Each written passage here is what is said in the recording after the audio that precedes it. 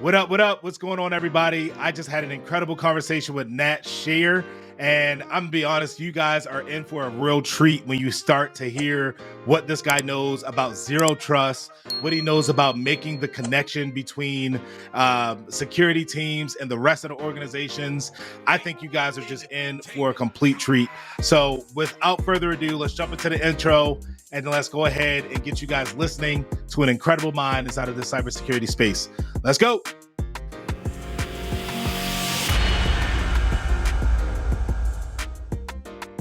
What up, what up? Eddie Thomason here, guys, with the Simply Secure podcast. So excited to be back with another very exciting episode. This time, talking with a friend of mine that I connected with through LinkedIn. Just shared some insights, some thought process.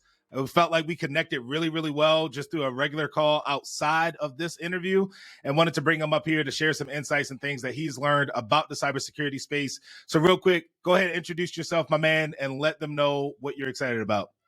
Yeah, thanks, Eddie. So nice to be here. My name is Nat Shere with Craft Compliance. I work as a cybersecurity consultant, specializing in ethical hacking and all sorts of technical services and dealing with security. That's awesome. Nat, we're so excited to have you here, my man. I know, like I said, when we chatted offline, you have a lot of things that you're doing to add to the cybersecurity space, right? From just the overall awareness and wanting people to be aware of what cybersecurity is, right? Mm-hmm. So I guess before we dive into all that, let us know what Craft Compliant, what do you do there? What's your goal there? What's your mission? Absolutely. So Craft Compliance, we actually started in just the compliance realm. And as of last year, I joined the team and brought in all of the technical services that I do. As you can imagine, people working in compliance, very often they come in and say, well, that's fantastic. We've got all these frameworks, but we actually do need somebody to also do some of the penetration testing or the configuration reviews and those sorts of things. So we've combined that now. But generally now it's just any type of cybersecurity consulting work that you need, whether it's compliance or technical, we're able to help facilitate that. That's awesome. So real quick, before we start getting into the context of the conversation today, I would love to know your origin story. I'm a huge Marvel nerd. I'm a huge fan, right? I love this idea of origin stories. Let the people know how you dabbled into this field of cybersecurity, and then really where you started compared to where you are right now. Sure, absolutely. Well, I'm still waiting for my superpowers, but you and me both. Yeah, right. So I started as a math undergrad and discovered that as an undergraduate, math immediately becomes very theoretical, and that just wasn't who I am. So I pivoted a little bit into cryptography because I thought, well, that's a very practical use of mathematics, and I can do something very cool with that. And of course, ciphers and encryption and all that sort of stuff. Very, very neat stuff. So I started there and started a graduate program, and then suddenly realized, you know what? At the graduate level, cryptography is very theoretical. I said, again, that's not what I want to do. I want to do something practical. But so cryptography, I pivoted then into computer security, and started then as a consultant with Rook Security, which has joined Sophos more recently. So, and so started as a consultant with them and started doing penetration testing and technical services, and it's been a ride from there. Absolutely. So I know one of the things that we wanted to chat about, because it's a buzzword inside of this space right now, is this idea of zero trust, right? And before we get into the weeds of it, right, because we can talk on a much deeper level, give me an idea of what you think zero trust is, right, from your perspective, if you were explaining it to a third grader. Well, zero trust is nice because it's right in the title, right? Zero trust. We're going to give both our employees, our software, any processes or services running, we're going to give them the minimal permissions necessary for them to do exactly what they need to do and no more, right? So, for example, if you have an accountant, then yes, he needs access to your financial systems, but he doesn't necessarily need access to your IT systems, your HR systems, and anything like that. And it's, of course, Right. very important because then, one, you can be sure that people are only looking at the data that they should be looking at. You don't have, data loss or anything in that regard. And then also, if somebody does get hacked or does get breached, they're only going to be able to access the data that they should have access to anyway. You're going to limit the damage as much as possible. Got it. So it's funny. I'm glad that you clarified that, because I feel like a lot of employees, when they hear like, oh, we're moving to a zero trust environment, they think to themselves like, oh, wait, like, what do you mean? Like, I can't plug in anything? Are you just making my life difficult? Like, what does that actually mean? When in reality, all it's saying is, hey, you have permission to look at the data that is applicable to you, compared Right. to having permission and access to all company files and everything that's available inside of a company database. Would you say that's pretty accurate? Pretty accurate, exactly. And there is a practical aspect to that as well. Mm-hmm. Think about a new employee coming in, facing a huge environment with file shares and services and software, and we're able to come in and say, look, you're an accountant. You don't need Mm-hmm. access to 80% of this stuff, so don't even worry about it. In fact, Mm-hmm. we're going to lock it. You don't need it. You just need to focus on this 20%. And Mm-hmm. I mean, then they're able to come in and just focus on what they need to be able to do. And that being said, of course, it does, once you're in a corporate environment and working with humans, because of course humans make everything fun and unpredictable, Yep. you get into a lot of gray areas. So one company I worked, closely with, they implemented various blacklists and whitelists in terms of what websites people could visit, Mm-hmm. which is, of course, to prevent people from visiting malicious domains or anything that's not work appropriate. But Yep. of course, then they're dealing with numerous tickets every single day of, I now need access to this website for this client, or I need access to this website for this business purpose. And it's, you just have to play that, fine line of security versus usability. And it's always relevant there. Definitely. I want to spend some more time on that piece right there, that fine line, right? Yeah. And I'm gonna to make it in terms of like, what the audience typically hears is the fine line between the security team and the rest of the organization, right? Mm-hmm. Because there's this underlying, I guess, this underlying notion, right? Or this underlying perspective that the security team is like the parent that's just like they're restricting you from doing anything, right? Yeah. And Yep. the rest of the organization is just like, well, I just want to be able to like use this to do my work, or like to be more productive, or to be this or to be that, right? But I love the fact that you actually brought up like, hey, Mr. Accountant, you don't need access to 80% of this data, because this is actually making you less productive, right? Exactly. Because you have access to 80% more files than what you need to have access to. You're typically searching and looking in folders for something that you could have, basically took 5 to 10 seconds to find, compared to, 3 to 10 minutes, right? Right. So I guess speak a little bit more on how do you change that narrative, right? Like what can security teams do, or even what can upper management do, from the business perspective, that allows better communication on what zero trust is within the organization, and understanding why it's important, right? Why it's important to have in place, compared to it being this slap on the wrist, rebellious type of thing that employees typically have as a perspective towards it. Sure, absolutely. So I every company that client that I've worked with, I think it always comes down to, does the security team, are they seen as a partner towards achieving, shared goals, Mm-hmm. or are they seen as a separate element that's just trying to basically parent? Exactly what you said, right? Mm-hmm. No, don't do this, put that down, those sorts of things. Stay out of that. You can't get into that. No, Yep. this ultimately we're all trying for the same goals. We're all working towards the same, end result, which is the success of the company. Mm-hmm. And security, so there's two things that I'd say for security. Number one, I very strongly urge security to have a face, to have a personal element. Mm. I never like seeing, and some, companies have to do it the way that they do it, right? Mm-hmm. But I never like seeing a just generic security mailbox for internal people, right? Yep. For Yep. external users, that can make sense.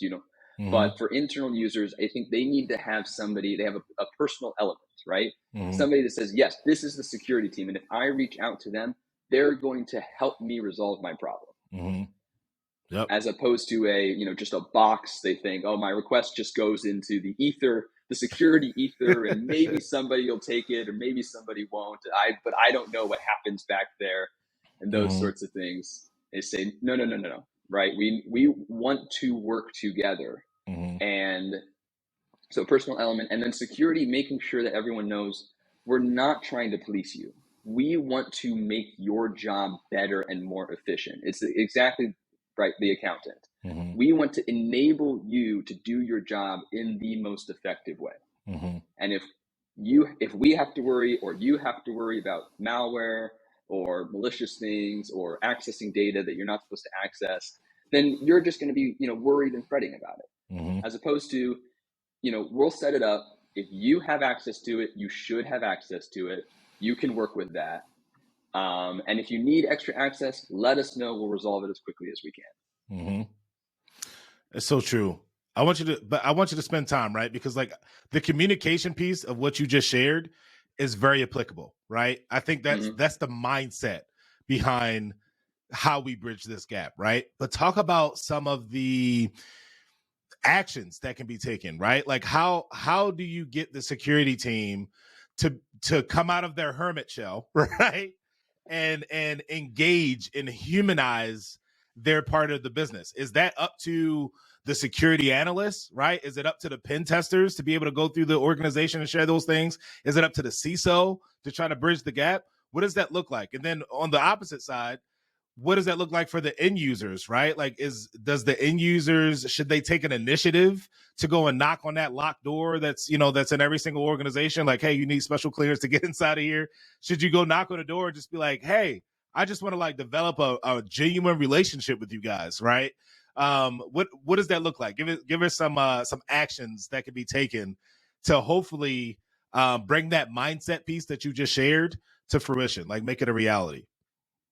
Sure. So all of that in terms of security, it always starts with management and executive level. Anything security related has to come top down. Bottom up, it just isn't going to work. So I do think, yes. So your executives, your managers, the security manager, 100%. Anybody new, and again, big company, it might be very difficult. But the security manager, 100%, whatever level, director, manager, the CISO, should be going around saying, I'm your security go-to person. If you have any issues, let me know. Give people a face and a name that goes with security. Make them see, hey, I'm trying to enable you, right? We're not in a hermit shell over here, right? We are part of the company. We are part of moving this company forward. And then, at that point, right, if they, so you have your security director who's, talking to all the new hires, and, you have accountant, analyst person who reaches out to the security director and says, I have a problem. Well, of course, the director is not going to be spending his time fixing that problem. He's going to forward that along, right? But at that point, you've now made a connection between the security analyst and the accountant analyst. So again, don't make it personal. The director says, here, I want to introduce you to, Joe, who's our security analyst, who's going to help you with this problem. Now you know Joe. If you have any other issues, you come to Joe. Right. It's so cool because like what you just brought up, it reminded me of it wasn't a conversation I was having. I was fortunate enough to be a part of a live stream with I believe the gentleman's name is Anthony Johnson. He owns I think it's called Delve Risk, the consultant company. And he was communicating that when people were hired inside of his corporation, he would basically say, like, he would give them a list of 30 names. So this is a security professional, right? CISO that hired a new pen tester or whatever else it may be, whoever's been added to the security team. He would give them a list of 30 names and say, you got to meet these people within this organization within 30 days. Right? Like within your first 30 days. I believe it was the first 30 days. But regardless of the fact, I thought that concept was great, right? Because it allows that humanization aspect of security, right? Like it allows that entry level, pen tester, or even if somebody was hired into mid management, whatever it may be, it gives them the opportunity to go talk to maybe Joanne that's at the front desk, right? Who typically is not the most tech savvy, right? But knows that at least she has a face and a name that she can call on when something happens, right? Much to what you just communicated. But exactly. I think, I thought that was a very interesting concept, right? And I thought it would be very effective for those conversations to happen, because it gets somebody outside of their comfort zone, and it forces that communication to start happening within an organization. Exactly. And again, when you have that personal face now, then and you have a security problem. You click on a link, you get an email, it's inadvertent, right? It happens, right? Especially in a large corporation. Listen, I just somebody's want to take always this going to really call for quick phishing. break to see if you guys are actually you enjoying the reach out to the content that's inside of security the team show. at that Because point, if and you you feel are, like you're will help out the reporting for channel bad a bunch behavior. if you feel go ahead horrible. down below, But if you have hit the subscribe button, hit the like button if this conversation has truly been fire. But only if it's been fire, and though. say, If it's been some I have trash, this problem. let me know in the comments. And again, they Either don't way, I say, appreciate oh, the how feedback. could you do that? All right, let's get back into it. I've seen this. Exactly. Because mistakes will happen, of course. We're all humans, especially big corporations. There's so many employees, so much happens.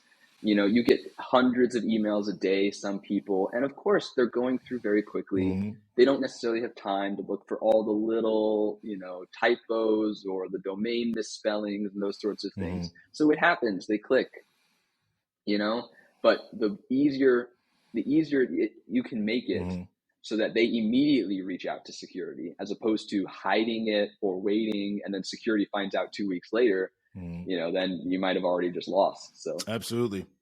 I want to take that moment, right? And I don't know, maybe this is putting you on the spot a little bit, but can you tell me about a time, Nat, where maybe you did fall for some type of, if it was a phishing email or something like that, right? Like you were just caught off guard, right? Maybe you were moving fast with the flow of the day, whatever it may be. And is there a time when you felt like, man, like I did mess up? And then if it is, can you communicate how you overcame it, right? Like, what did you do once you realized, like, maybe I did mess up? And then, to communicate to your team, like, hey, this is okay, this happens, how do we move on? So fortunately, I've never fallen for any real phishing attacks. But now that you mention it, I did. So I worked at a company called Zotech Partners. Okay. And until this last year, when I transferred over to Craft Compliance. And I was, I think, 3 weeks away from, transitioning over. So I was already a little bit checked out. And we did one of our, 2-3 times a year phishing exercises. And I had a perfect record on these exercises. I've been there for almost 3 years, almost within, 2 minutes, I see it, I report it, perfect record. I was at the top of our leaderboard. Yep. And this particular time, I was at lunch, I was on my phone, email came in, and without thinking whatsoever, the context also was fantastic. It was about HR policies and paychecks and something. And I'm thinking, oh, wait, I'm leaving. I need my paycheck. And without thinking, I'm on my phone, right? So the phone, a little bit different from the, Outlook, client on your laptop. When you on your laptop, of course, you can mouse over and you see the link at the bottom. You say, oh, wait, that doesn't match up. Yep. On your phone, you don't do that as easily. So without thinking, I just click, boom, pop up the warning, say, you failed the phishing exercise. Oh. Man. So that had to be, so it's actually, we can dive into a couple of different topics here, but I'm curious. So now obviously you communicated, you're like 1 foot in, 1 foot out the door, right? So like not 100% there mentally, right? They caught you while you were at lunch, right? So not on a mobile device compared to a desktop device, right? But as a security professional now, right? Because you're on the security team and now you fell for a phishing email. What did your colleagues say to you? How did the company react? Curious to get like their thoughts after they were like, oh, we got that. We messed up his perfect record. What did that look like? So after just a week's worth of ribbing, which was totally justified, I said normally security making fun of the Yep. users who fall for that sort of stuff, totally illegitimate. When it's someone when it's on the security team, completely legitimate. Love it. So after a week's worth of teasing, no. So fortunately, the campaign, it really was just a clicking, right? If I had clicked and submitted my Active Directory credentials, that would have been another story. Yep. But this particular campaign, it was just the click, and then you would be presented with the "you failed the phishing exercise," landing page, and there was nothing else for submission. Got it. Which is different techniques, different sometimes as a security team, we did do the training with the submitting credentials, sometimes we didn't, and that is something to be aware of also, certainly when you're actually responding to a real incident. Was it a click, or did somebody actually submit credentials, and we've got to do a quick password reset and verify all their account access and those sorts of things. So when it's just a click, it could be a malicious website. They could have various JavaScript functions trying to run or exploit or anything like that. But at a certain point, also, your security controls, should be able to catch most of that. And if you're keeping your browsers up to date, again, there shouldn't be too much room for exploitation there. I say too much. Of course, there are still exploits that could happen, and it's best not to do it. But from a corporate risk standpoint, me clicking and then immediately going, shoot, close. Sorry, guys. Delete the email. It never happened. Recall. No, man, that makes sense. So that's interesting. I love to hear stories, honestly, about how security teams or members of a security team may have also messed up, right? Because again, that shows that everybody's not perfect, right? Just because I work in security doesn't mean that I'm going to have a flawless record every single time. I may be more aware. I may have a heightened sense of awareness. However, there are still some perfectly timed messages that could throw you off, right? Obviously, I think as a whole, we typically know, like, hey, you want a free gift card, or you want a free iPhone, like all those messages. No, like we already know about it, right? But anything about my paycheck and HR telling me, like, hey, by the way, you got to fill out this because your benefits are going to be, falling off next month, or, we need this to make sure that you can get direct deposit on your paycheck. Where it's like, all right, bro, I want to make sure I get paid. Like that's a normal need of mine, right? Right. And that, again, right, if I had gotten to a landing page to say, you need to submit your credentials, that would have immediately triggered warning bells, to say, I'm going to double check this. Maybe I'll do this on my computer instead. Right. But just the email, just to click in the email, which again, because you get hundreds of emails a day.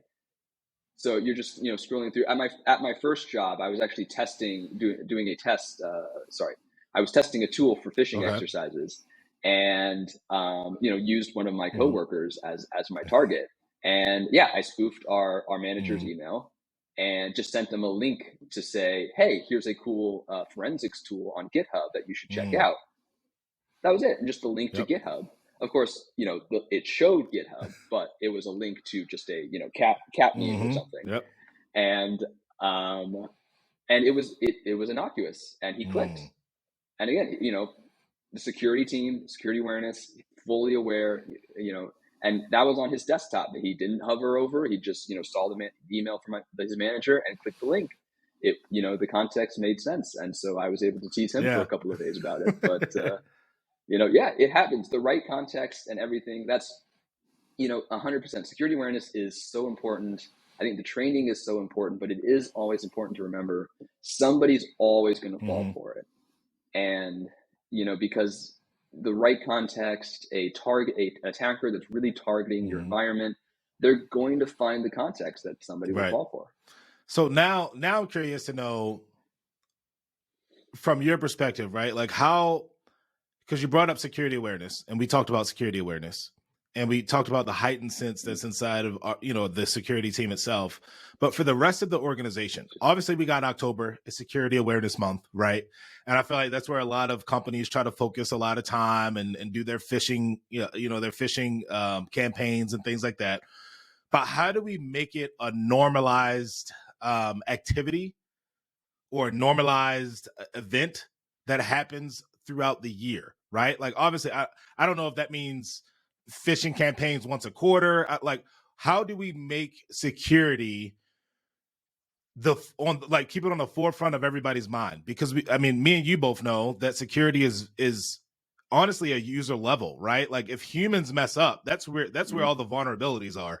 We can have all the technology and the security stack, right, and have all these things operating and functioning in the perfect manner, but at the end of the day, it's still a user that messes up, right?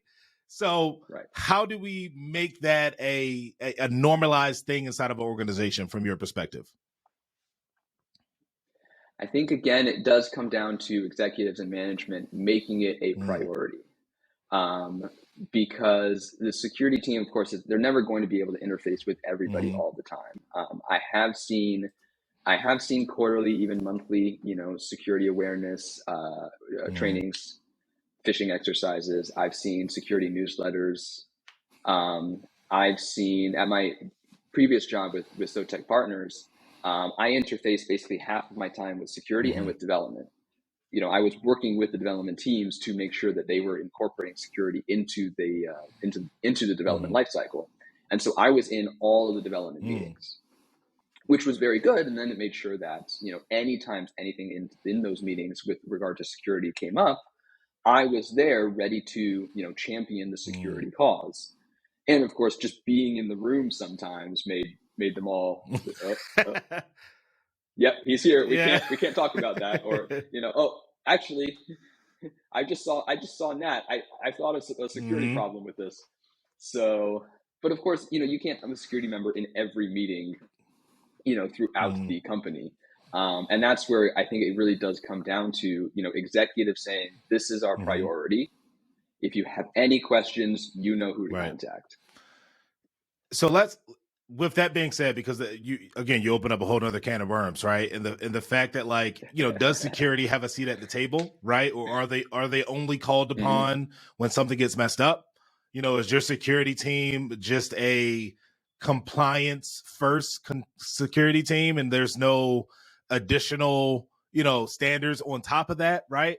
So we, like I said, we can go into the weeds in regards to like what that environment looks like.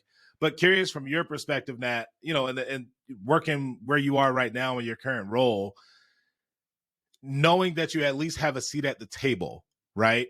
What would you communicate to maybe the security professional or the security leader that works for an organization that doesn't necessarily have the ear of management, right? Or not management, but of the rest of the business, like the CEO, the COO, or some of those different individuals?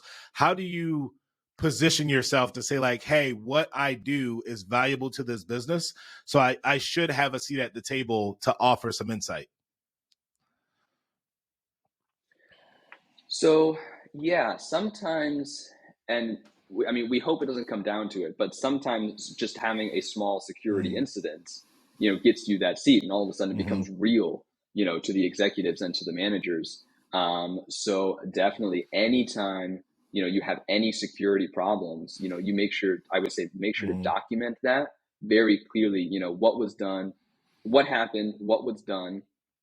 Theoretically, if you had, a bigger budget, or, this tool X, tool X or tool Y, what could have been done, to mitigate the issue even further, and then bring that up. Depending on the company, they might have quarterly management meetings, monthly management meetings, performance reviews, those sorts of things. That's your budget discussions, every year. That's your opportunity to come in and say, hey, we are facing these security problems, and here's these solutions that I think, in terms of expanding our security priorities and emphasis to resolve some of those issues. I don't wish actual security problems on anybody, of course. So if you have those, that's, definitely the way to go. If you don't, it's an opportunity to look around the industry and say, hey, this company was breached, had this problem, it cost this much money. This other company, they're facing these problems. You come in and say, hey, if we get breached, it's going to cost this much money, right? Now give me this much money and I'll just prevent it from happening in the first place. I love it. It's like you come to the table prepared. Like, this is how this impacts the business. Exactly. Right. And you're not just coming in like fear monger, right? Like, oh, like we should have so much more security because it's, we're exposed and blah blah blah blah blah. It's like, no, you come calm, cool, collected. Here's what the risk looks like, right? And it's funny. I want to dive more into this because this is how we met in the first place, right? Because I read an article that communicated a lot of what you're talking about right now. But it's coming prepared, right? I would say bringing it back to that thought, coming prepared and saying, hey, Mr. CEO, right? I know this is your risk appetite for what you're trying to accomplish with the day-to-day business. However, here's some of the vulnerabilities. Because of these vulnerabilities, here's what could happen, right? If these vulnerabilities are exploited. And if you just give me this amount of money, we can make sure like this has a much like smaller probability of escalating to this, right? Like Right. And always, come prepared, always put it in those business terms, right? The more you're able to say, with this much, budget or income, I'm able to solve these problems or mitigate our risk this much. The more numbers and business terms you can bring in to present to those executives, because that's how they see it, of course, right? They're looking at it, return on investment, where's the money going, how much is coming back in. And the other side, of course, I think, is also flipping the narrative a little bit. So it's not just security will prevent us from getting hacked, but we can also say, hey, we can now if we implement these security things, we can put that on our website, and that could actually attract customers or potential clients or users that say that actually value security. And it's, it's a growing part of the market. I love that you said that, because I feel like that piece alone is what a lot of people need to hear, right? Because security teams are majority of the time looked at as a cost center, right? Compared to it being a profit generating center. Where what we're learning, or at least what I'm learning in the space right now, is when you're able to communicate that you have a very strong security program, it makes clients want to work with you. At least it gives you leverage over the competition who maybe do something similar to what you do. But if you can communicate like, no, as a third party, I can not guarantee, but with a high amount of confidence can say, hey, our security is up to snuff, right? It's the highest in the industry, or highest, better than industry standard. And therefore you should feel safe with any data that we have from your company, because we're going to make it sure that it's our top priority to keep it safe as well. Exactly. It's a big differentiator. And of course, the people who don't care aren't going to care anyway. So they're still going to use your product, one way or the other. And the people who do care, suddenly, you're now vying for that. Exactly. For that market. Man, Nat, this is it's an incredible conversation, man. We might have to bring you back for a second conversation and just dive a little bit deeper, because I do want to, chop it in this particular spot. But before I do, let us know where we can get a hold of you. Actually, no, before we do that, let's talk about your blog, right? Let's talk about some of the things that you're adding to the cybersecurity space and why you're passionate about it, right? Like, what kind of resources can people expect to get from you from the content that you're creating? Absolutely. So yes, I mean, as we discussed, the security awareness, getting those security ideas out there is a huge, huge element of helping make the internet and make your products more secure. I believe the internet, the Internet of Things, all these sorts of things are going to be absolutely huge in terms of opening opportunities for, everybody in the country, everybody in the world. But we can only do it if it's secure. And so that's where we have to start, and we have to spread that security awareness. So so on our Craft Compliance blog, we share articles, news, security best practices, and one fantastic white paper that we put together is actually exactly talking about what we just discussed. It's seven steps towards security worth bragging about for your web applications. with that idea in mind. It's like, you know what, security is worth bragging about, and all you have to do is, be proactive, plan it, implement security into your website, into your web application, and that can actually bring in its own market. I love it. Now, how can people find you specifically, Nat? How can they get a hold of you? You know, they hear this conversation, they're like, oh man, I love this Nat guy. How can they get a hold of you? What's the best way to connect with Nat? Absolutely. So my email is on our craft compliance website under About Us, or I am on LinkedIn every single day. Please, fantastic, connect with me, DM me, and I will. I'll definitely respond. Well, Nat, again, thank you so much for your time, man. I know you're just a wealth of knowledge, a wealth of information. I appreciate you sharing that with the community, sharing that with the space, and continue to add value wherever you go. So with that, guys, I want to thank all of you for listening into the Simply Secure podcast, and we will see you on the next one. Thank you so much for listening to the Simply Secure podcast. I hope you really enjoyed this incredible conversation with some of the guests that we have on the show. But honestly, if you want to take the time to dive into more conversations, just click on one of the videos that's on the screen. The one up top is actually a video that I think you would really benefit from based off the conversation that we had here. And then the bottom video is actually a video that YouTube thinks that you would appreciate based on things that you've already consumed here on the platform. So again, thank you so much for listening to the show. If you've got value from it, feel free to go ahead and smash that subscribe button, as well as hit the like button, because it helps other people that's inside of this industry find videos just like this, and helps this channel expand to help more people just like you. So again, I appreciate you, and I look forward to seeing you again on the next one.